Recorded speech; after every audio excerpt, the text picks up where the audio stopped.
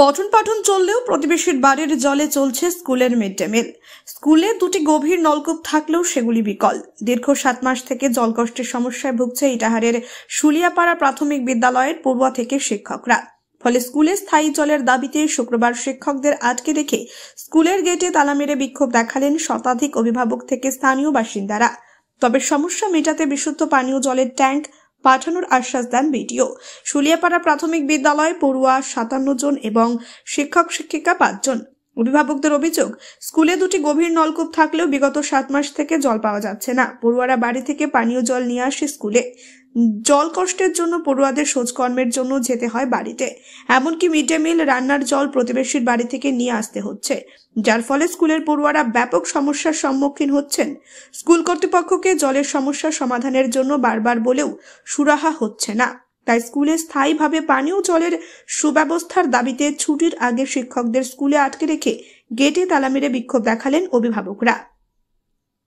তাদের আরো অভিযোগ, প্রধান শিক্ষক ভিডিওকে ফোন করলেও ভিডিও স্কুলের সমস্যার কোনো গুরুত্ব না দিয়েই ফোন কেটে দেন। এরপর আরো ক্ষিপ্ত হয়ে ওঠেন অভিভাবক থেকে বাসিন্দারা।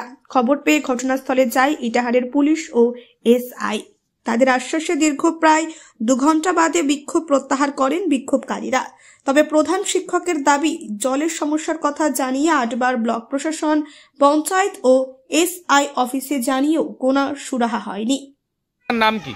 আমার নাম সীমা। কোথায় সীমা? কি সীমা সিংহ। কোথায় এটা? এটা শুলিয়াপাড়া। তালা মেরেছেন কেন? তালা মেরেছি স্কুলে বাচ্চাদের জলের সমস্যা ওই জন্য। কতদিন ধরে? প্রায় 6-7 মাস ধরে। কি সমস্যা, কেন তালা মেরেছেন? সমস্যা আমাদের একটাই, আমাদের সমস্যা হচ্ছে বাচ্চারা জল পায় না।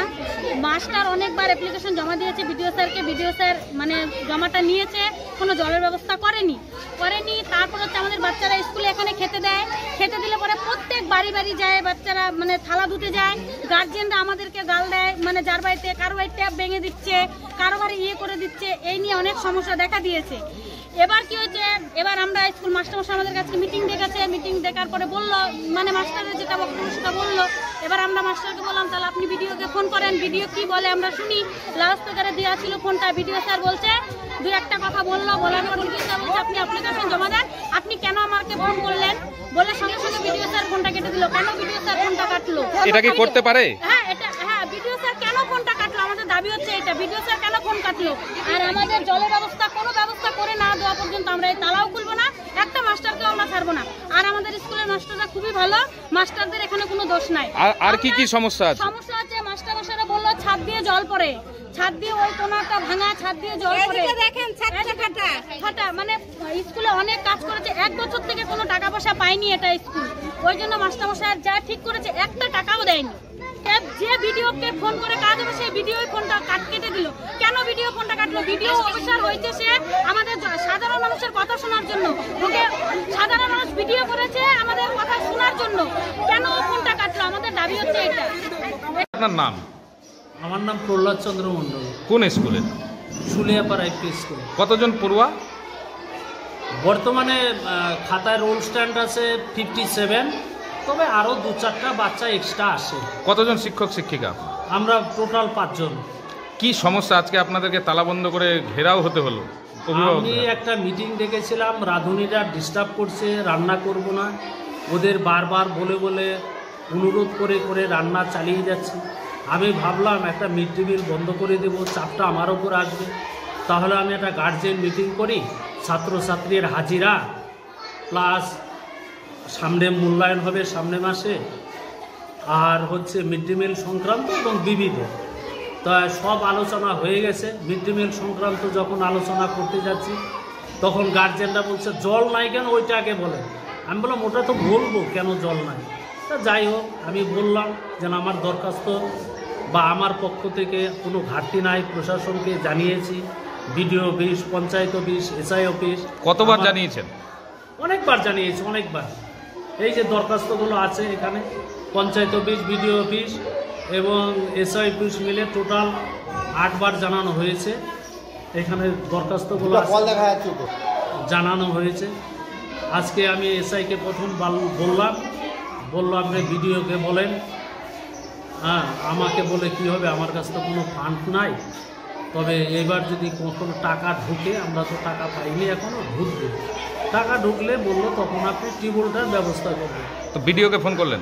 বিডিওকে ফোন করেছিলাম, তা উনি একটু মানে বলছে কেন আমাকে ফোন করবেন, এগুলো ব্যাপারে ফোন করবেন না, অফিসে এসে দেখা করবেন। তো এই কথাটা গার্জিয়ানরা বুঝতে পারলো, যেন উনি ফোনটা কেটে দিল, এই জন্য গার্জিয়ানগুলো আরও মানে উত্তেজিত হয়ে গেল। অফিসে গিয়ে যে ভিডিও, হ্যাঁ আমি বলেছি তো, গার্জিয়ানকে বলেছি, আমি তো ভিডিওর সাথে কথা বলেছি, প্রধান অফিসে গিয়েছি, প্রধানের সাথে বলেছি, এসআই সাহেবের সাথে কালকেও কথা বলছি জল নিয়ে, এবং কালকে আমি এসআই সাহেবকে বলে আসছি যে পরে কিন্তু আমাকে বলতে পারবেন না, এই মাস আমি কষ্ট করে রাঁধুনিদের বুঝিয়ে রান্না করব, তারপরে আমি পারব ভিডিও তরফ থেকে না। ভিডিও তো বলছে কোনো আশ্বাস নাই, ওই যে আর এর আগে গিয়েছিলাম, এই জন্য একটু অন্যরকম কথাবার্তা বলে দেখে আর যাওয়ার। মিড ডে মিল এখানে দুজন আছে, ওরাই রান্না করে, জল বাইরে থেকে নিয়ে আসে, অনেক দূর থেকে। ওই বাড়ির লোকগুলো উল্টো পাল্টা কথা বলে, এই বাচ্চারা গেলে উল্টো পাল্টা কথা বলে। হ্যাঁ, প্রতিবেশীদের বাড়ির জলে আপাতত স্কুলটা চলছে। এছাড়া এই শুলিয়াপাড়া প্রাইমারি স্কুলে জলের সমস্যা, সেই নিয়ে আজকে গার্জেনরা সব টিচারদের তালা বন্ধ করে আটকে রেখেছে। ইটাহারে সব জায়গা থেকে প্রবলেম হয়, ওয়াটার লেভেল এখানে নেমে যায়। আমরা পিএইচকে বলেছি, পিএইচি ট্যাঙ্কার নিয়ে চলেও গেছে অলরেডি, জল যাতে পেয়ে যায় এই ব্যবস্থা আমরা করে দিয়েছি অলরেডি। ইটাহার থেকে দিবাকর মজুমদারের রিপোর্ট, কুলিক নিউজ।